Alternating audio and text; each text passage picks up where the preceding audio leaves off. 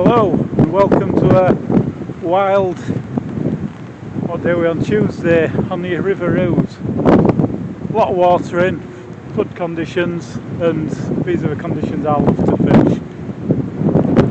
A lot of people they struggle in these conditions. They struggle to get their heads around fishing in floodwater conditions. It's really not as hard as what people think it is.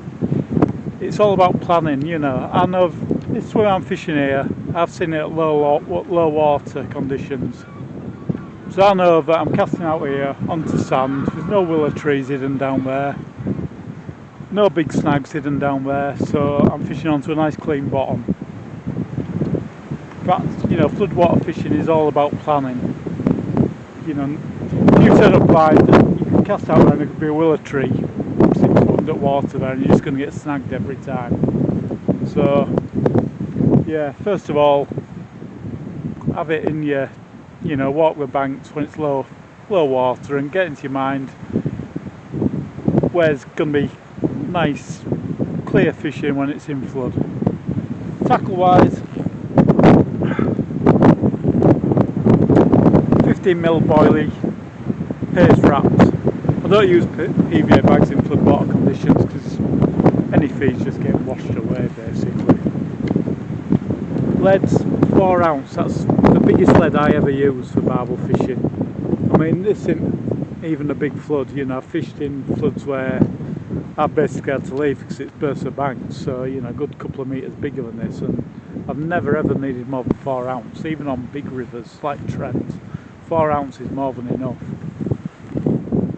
Don't know if you can see that, but above, probably 8 to 10 inches above, I've got a line stop, and that really comes into its own in floodwater conditions. So you got a lot of debris like willow leaves and bits of twig coming down, and they'll catch on your line and they'll slide down your line. What that float stop does is catch it before it gets near your hook link, and just helps prevent it catching on your hook. I mean, that is one of the big issues with floodwater fishing, is that, you know, you do get stuff caught on your hook, like especially, you know, in another 3 or 4 weeks when willow leaves are really starting to come off. It can be an absolute pain, and you struggle to keep your rod out for more than 10 minutes. But today I don't think it should be too bad, so anyway, we'll get a cast up. I've not got my GoPro today, so it's all going to be filmed on this. Right, we'll get a cast out anyway. I mean, there's no need to cast at middle of the river. The barbel are going to be moving around. All I want my rig is to be on what is naturally riverbed, so even if it's just like normally 1 or 2 foot of water, but as long as it's proper riverbed, I'm happy.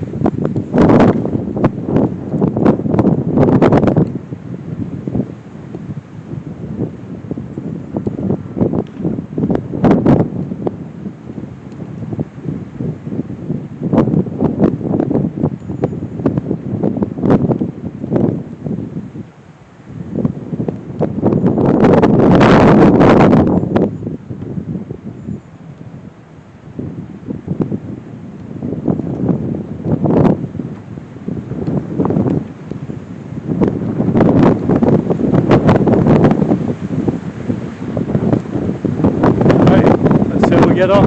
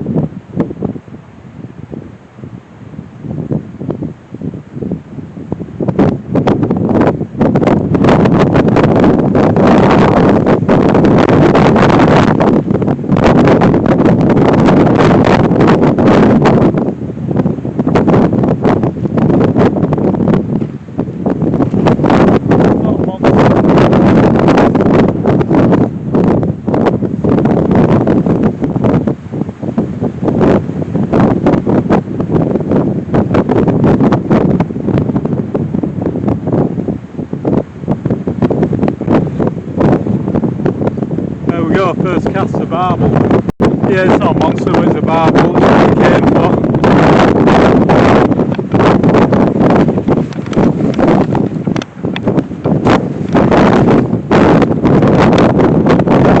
You'll notice as well they swim whatsoever. I don't like fishing slacks in floods. People, notice online people say, oh yeah, fish the slacks. Slacks because they often gather a lot of leaves and dirt and it just goes round and round, and yeah, I prefer where there's a constant flow just pushing through. You know, barbel are masters of this. You know, strong flow don't bother them whatsoever. They're out in the flow feeding, so that's where you want to be fishing it, in my opinion. You will catch in the slacks, but I always think you do better in main flow. Right, let's get him out and get him unhooked.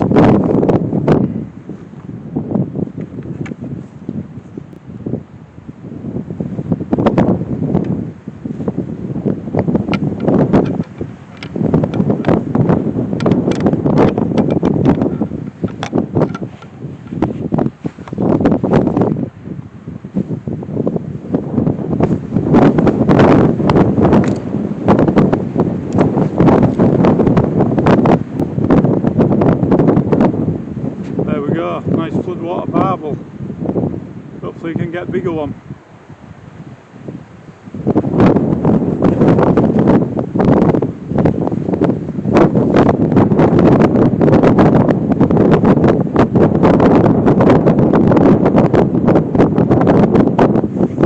Just thought I'd mention baits while having a quiet spell.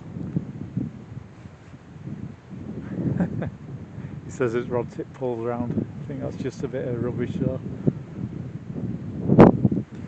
Yeah, today I'm fishing boilie, but in these conditions I'm happy fishing, you know, lunch and meat.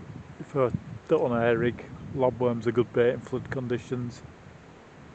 The reason I don't mind using lunch and meat in floodwater conditions is a lot of your nuisance things like crayfish and mitten crabs and, you know, bream, smaller fish tend not to be feeding. It does tend to be just barbel and chubby catching floodwater conditions. So that's why I'm happier using these soft baits, and then keep thinking it's going to go, keep getting 1 or 2 stabs on rod tip. These are a bit of rubbish coming down though, so yeah, I'm sort of confident on those kinds of baits really. You know, pellet as well, pellet still works in flood conditions.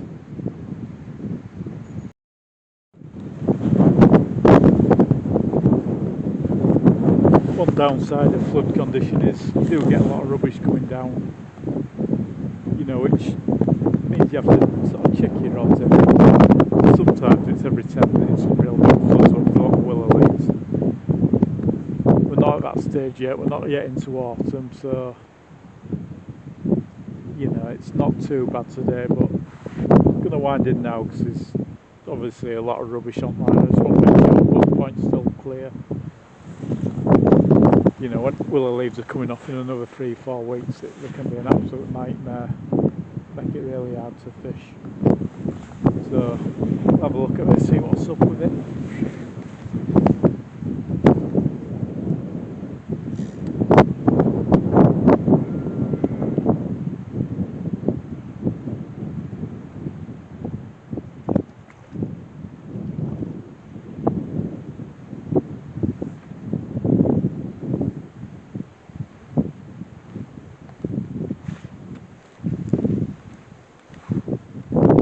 Yeah, you can see there, line stop's done its job, it's got all little bits of rubbish further up. Stops a bit to look, so it must have fish.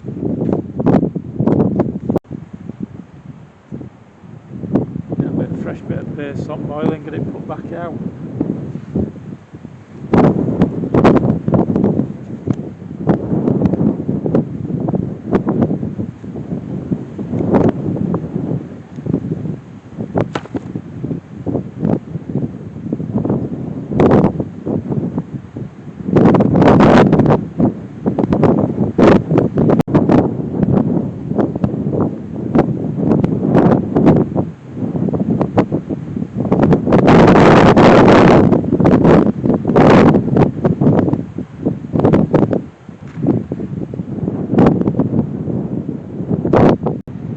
Not in a great moon phase today, but